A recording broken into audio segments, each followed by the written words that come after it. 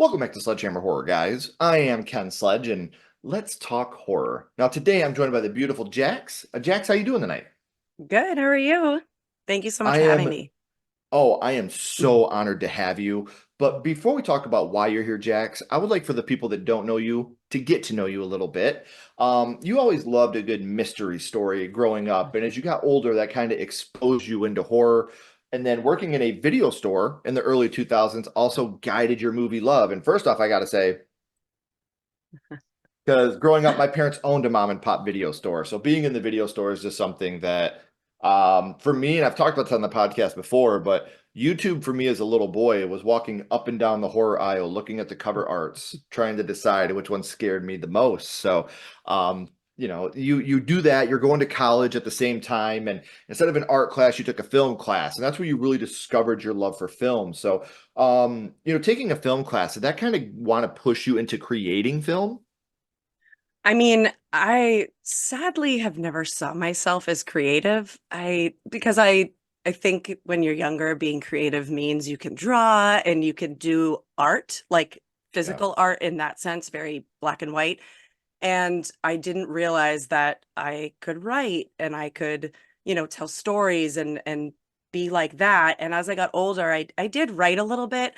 I have toyed with the idea of possibly like learning how to write a script or being involved in writing in that sense. But, I do write my podcast episodes myself pretty much. So, I mean, I do get to express myself that way. But the film class was just interesting, to talk film all day. We Yeah. watched movies that I never would have watched. Citizen Kane, Chinatown, some super classics, Hmm. and as a, 18-year-old, I those were not movies that were coming in my radar. Maybe Chinatown, Right. but not really. So yeah, it was such an amazing experience. And I feel like I kind of wish I had started on this journey a little bit sooner, Sure. in my 20s rather than in my 30s. But again, I'm not that old. So Right. Well, and the thing is, like, better late than never. Morgan Mhm. Freeman didn't get started till he was like 50. And look at that guy now. Like, he's a household name. So if you're good at what you do, age doesn't matter. And, here for the booze, you started doing that. That is your podcast. And, you've gotten to go and meet so many different creators and do so many different things in the community. So what gave you the jumpstart to want to start here for the booze? It was a pandemic born podcast. I have always been an outcast in the sense of loving horror and being kind of the only one. You're right. Mhm. So I wanted an outlet where I could meet other people who are like me, you know what I mean, who shared Right. a little more of what my interests really were. Not that they're not what my friends and I like, but it was a lot more of this. And I feel like I found myself, with starting the podcast and meeting people and talking with actors. And I just feel like I've created some of the best relationships and just connections. I'm sure for you, you've been able to meet with some super creative people, whether Yes. it's writing or creating, you know memorabilia or anything. I mean, it's such an expressive community, not only in the film world but also in our community online.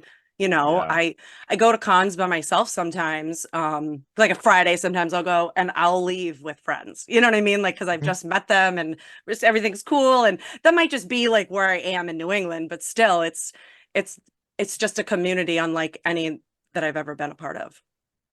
The horror genre I look at a lot like the punk rock genre.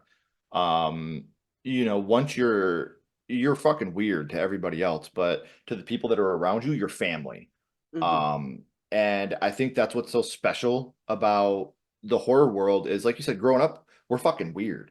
Hmm. Like I Yeah. remember horror before Scream when it wasn't cool to like Yeah, horror. no, like, yeah, and Um, like sequels were the worst. Yeah, no, totally. yeah, yes, for sure. And growing up like that, and then you get a community like this where we're able to do Zoom and we're able to go and meet with people at conventions, and you meet the sweetest, kindest, most wonderful people you could ever hope to meet. And we just like to watch people's eyeballs get sucked out through tubes. It's just that's it. It's not too weird.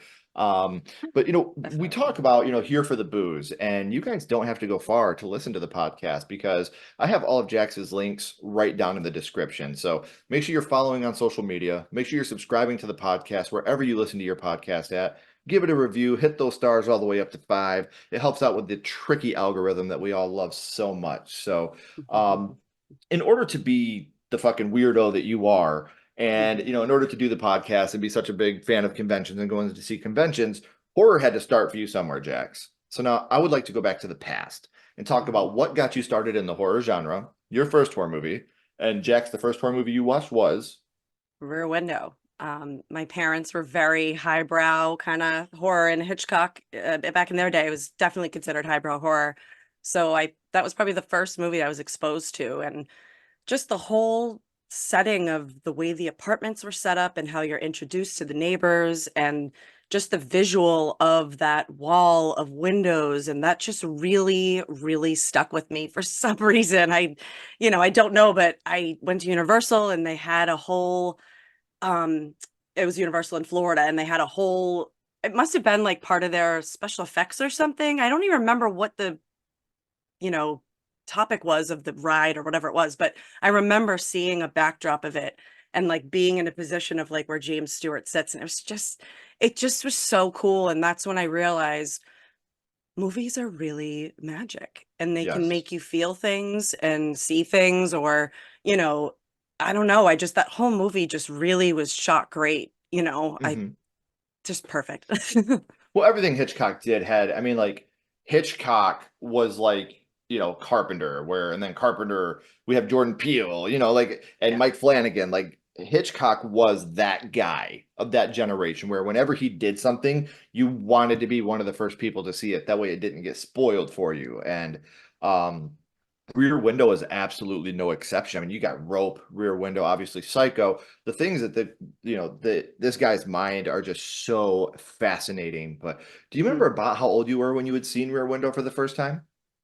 I was definitely a pre-teenager, so like 10-ish, because it's not that graphic. It's not too themed, you know what I mean? There's that, kind of risque scene at the end where where Grace Kelly's character is being accosted by the neighbor, and it's a little, but he's kind of just like grabbing her. He's not really doing anything, but that was a little shocking to me. But yeah, I think I was like 10-ish, maybe 11, but definitely young, definitely young. And like I said, with a movie like this, when you go from watching The Land Before Time and then you go into watching an Alfred Hitchcock film, they're definitely two different, completely styles of film. So it's really going to blow your mind.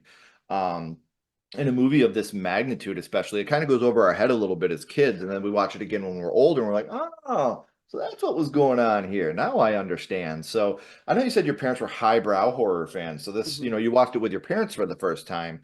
But do you remember the scene that affected you the most?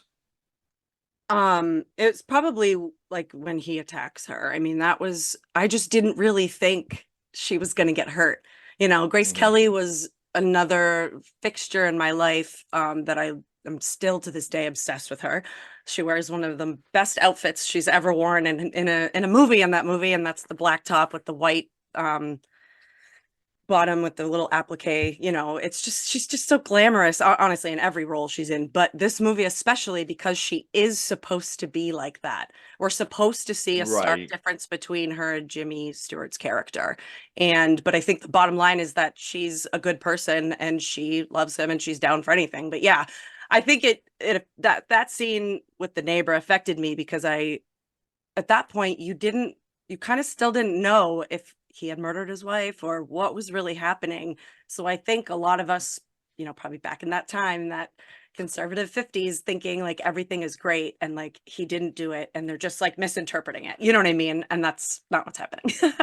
And But yeah, the balls to be able to put that on film at that time, well, you know. yeah, he did a lot of things that, most Right. filmmakers were not doing. Right. He put a lot of undertones in his films too, and that's what I love about Hitchcock Mhm. is he was not afraid to go there. He was not Yeah. afraid to do what he wanted to do. And if you want to question him, look at my track record. I'm No, Alfred fucking yeah. Hitchcock. Like if I'm going to do Hmm. something, it's going to work. So, obviously, especially for a young lady, an assault scene like that, even though it's mild compared to what we see today, it's still a pretty heavy scene. you know. So we Yeah. know that that was the scene that affected you the most, but what would you say the scene that was your favorite from the film was? I think it's the close up of Grace Kelly, like when she's about to like kiss him and they just, I don't even know. I've also seen so many documentaries about the movie, and any chance I can to learn more about it, I absolutely read about it. But yeah, I mean, Mhm. it's honestly, she just was such a, like a Barbie. And I don't know if it's because I was a clunky, chubby kid, you know what I mean? Like most of us are when we're young, and I just was struck by her, by her beauty, by her poise, by her, you know what I Mhm. mean? Because then I saw her in like To Catch a Thief and Dial M for Murder and all that. And I just still, it's the same type of presence that I still don't feel from some actresses today, But I did want Right. to add too that because you were mentioning watching like Land Before Time and then watching horror. Yeah. I actually on rotation for movies as a kid, I always watched Batman with Michael Keaton and Home Alone. So I did watch Disney, don't get me wrong, but Right. if at any point you came to my house, I was probably watching Batman. So I don't I know. will. Something I will say, and I've said this for years, I think one of the best scenes ever in the history of cinema is the museum scene in Batman. Like that, when they're listening to Prince, he's like, don't touch this one. Like I love that scene. That to me is one of the best scenes in all of cinema.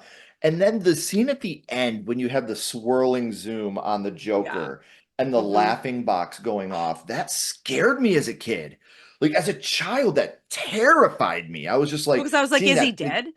right, and you got that big smile on his face. Like, what a Mm. great that's my second favorite Tim Burton movie. So great Ah, choice there for it's a Batman. good one. So Yeah, yeah. it is a very good one. Because I mean, Um, it's not like a straight up action movie. Because don't get me wrong, it no. is. But I feel like because we have Tim Burton behind the Mhm. camera, we're also seeing a lot more horrors that I don't think other directors would have shown us. You know what I A mean? lot of And darkness. yeah, I know one last thing. My dad and I always quote, where does he get those wonderful toys? So we always say that.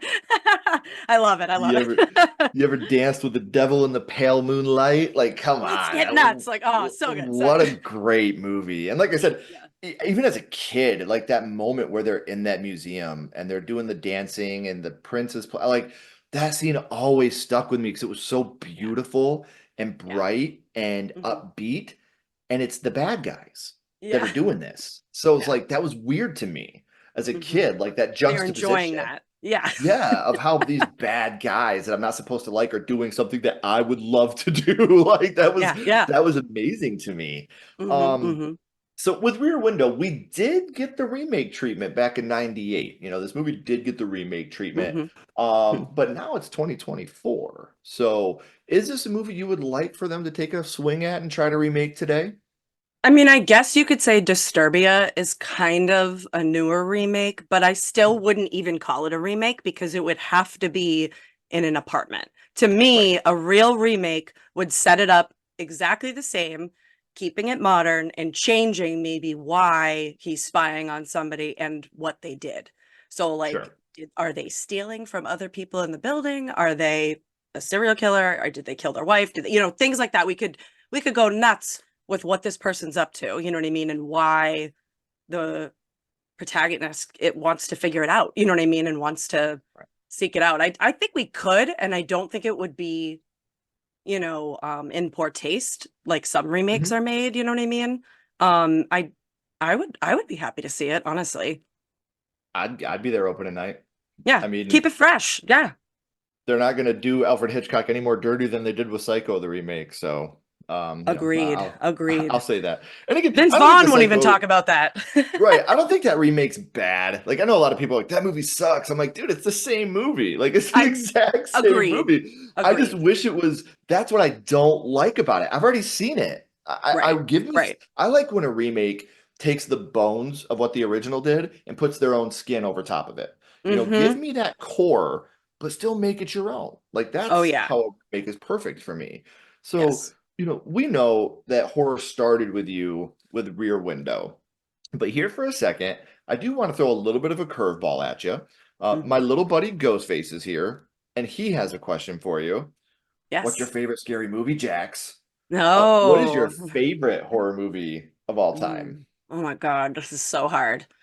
I mean, ugh. This is hard. I have to like look at my collection because I feel like that's for me, like I said, it's a hard question. Um, Right. huh. I mean, I don't want to be boring and say Halloween, but it's definitely a movie of Michael Myers, but definitely a movie that I have always kind of been drawn to as far as like quote unquote Halloween scary movies go. And Mhm. but I mean, as far as something newer, if I could pick another one, so it'd be like Halloween 78, and then a newer one would probably be like Sinister. I really Okay. like that. I really like the parts of it that feel wrong because as horror watchers, we've all seen something that we probably shouldn't have. Whether Right. it be a movie, a video we accidentally clicked on, or whatever, you know what I mean? We've all definitely seen something that we were like, holy crap, I that's gonna stick with me. So I feel like that movie, it's movies that speak to me that way about evil. Mhm. I just felt like that movie too, just what they did with the 8 millimeter film sounds, and they just Yes. really dug in, and I really loved that. And Ethan Hawke is just so good in it. Oh, So so good. And we were watching the special features for that because we did a deep dive Mhm. into that movie. And Mm, the guy that plays Bagul was really in the bottom of that pool, getting fed oxygen in between takes. And the people that were on the lawn chairs were really on the lawn chair, strapped down, pulled into the pool. And then right when things were cut, they would come out and get them. And I'm like, that just makes that scene so much more impressive for me. hmm. It's like when you watch Evil Dead 2013, that was Yeah, really Jane Levy being buried alive in that scene. And that's I why know. picking up. Like it's crazy to go back and watch these things and see these special features and just being like the dedication to your craft Hmm. slash fucking stupidity of what you're doing. No, Like, absolutely. hey, come be in our movie. We're gonna strap you to a lawn chair and pull you in a pool. I'll be like, you drop this because I'm not Yeah, doing that. yeah. No, Um, yeah. No, definitely. I mean, I'm friends with an actress in the community, and she had told us about, being on Hatchet 2, and it's Danielle Harris. She was saying when she she's was on Hatchet amazing. 2, she's amazing. She got like chiggers up her bum because when they were doing the swamp scenes, they were really in the swamp for the second and third one. But Yeah. for the first one, it was a sound stage. And when she said that, I was like, what? And then as I rewatched the first one, I'm like, what? Like, because she's like, some scenes you can see that it's like a potted plant or like, you know what I mean? She's like, they couldn't hide all of it in the first one. But anyway, but yeah, I mean, the things that the actors have to go through in some of these Hmm. more low budget movies, I will say. Sometimes it's like, I mean, Isla Fischler almost drowning in Now You See Me. Like, Now you see that's a me. more high Yeah. budget movie, but that was a real, like, her reaction is real, and they used it for the film. I mean, in The Green Inferno, when Justine at the end when they escape and she falls into the water, she's really drowning. And if you listen carefully, you can hear her say pineapple because that was their safe word. Because I watched the commentary and did an episode on it, and Eli's like, "Isn't that when you almost drown?" And that was when they were married. And I'm like, "Oh my god!" Anyway, the commentary on the Green Inferno is great. I tell everybody to listen to it because it's Yeah. all the actors and it's good. But anyway, but yeah, I mean, it's incredible what goes into being on location and then really Yeah. absorbing the atmosphere to sell it. You know what I mean? And I think that a lot of that isn't discussed. We don't talk about that enough. Right. Well, I mean, because the big thing with us is, we have young girls, and whenever they want to watch a scary movie, if we feel like it's a little too heavy, we watch some of the behind the scenes stuff with them just so they can see, like, these are real people. This is how they get into character. They're all friends. Everything's fine with them. Hmm. And I feel like that's a really good way to educate them about how a movie is made and why you don't have to really be scared of it. You can watch it just for being entertained. You don't Yeah. have to be terrified because they're just playing, they're just having fun. That's Um, really smart that you guys do that. I never thought of using the special features to actually make people be like, hey, look at this. It's cool. right. That's really smart with your girls too, because then Yeah. they're also learning like, oh, special effects, what? 'Cause Right. that also was Well, another thing that I loved. yeah, I was in a couple films, and in one of the films I was in, I got my face ripped off, and I got to bring it home, and my daughter's got the. I thought it was still back here, but my daughter's got to Oh, see it, And then, we watched the movie and my youngest freaked out. She was like, "Oh my God." And, I reminded her of the face and she was like, "Oh, okay, Mhm. yeah." But yeah, when you get to do that stuff, and It's I so wanted to cool. take them behind the scenes, but unfortunately, more of me is seen and ripped off, and I didn't want my daughters to see that. But Yeah, yeah, yeah. it's one of those things where it's just being able to show that to them and teach them. So, I've had an amazing time talking about your first horror movie and your favorite horror movie being Sinister/Halloween 78. But before I let you go, we always bounce back to the same question, Jax. We're going to go back to Rear Window. And what we're going Mhm. to do is rank this movie on a skull count. Now, we're not ranking on acting, production, score, direction, nothing like that. We're not being critics. All we're doing here, Jax, is ranking this movie on how much it affected you on your first viewing. So, zero skulls being not effective, five being extremely effective. You can use half and quarter skulls anywhere in the Mhm. middle. Jax, what would your ranking of Rear Window be? I would definitely say a 5, 100%. That movie, to this day, I try to make everybody watch it who hasn't seen it. I like shoving it down people's throats. Watch it. Yeah, Right. Well, definitely a and 5. it's unfortunate because, Hitchcock is always remembered for Psycho and the Birds. And, Right. those are two fantastic movies. I'm not trying to take away from that. But I always try to steer people in the direction of Rope and Rear Window. I think those are two Mhm. very underrated movies that he did that Mhm. everybody should check out because his storytelling is second to none. Yes. And the dude knew how to keep you on the edges of your seat, how to throw a twist your way. He knew what he was doing in those situations. And even the practical effects he would do back then, or the VFX, using the yellow cameras over top, like everything he did was just ingenious. And Mhm. I wish we had more practical minds like that today that studios would allow to do their work. Um, Yes.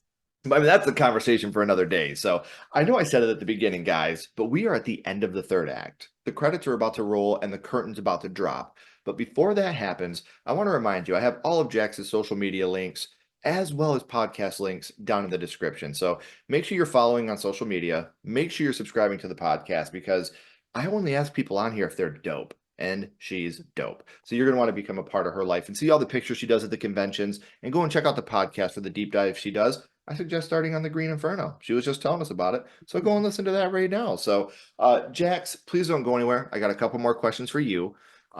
Everyone else, if you haven't already, please like, comment, and subscribe. It does help build the channel more than you know. And follow Sledgehammer Horror on social media. Our links are in the description as well. But until next time, keep talking horror, stay what you are, and we'll see you guys soon.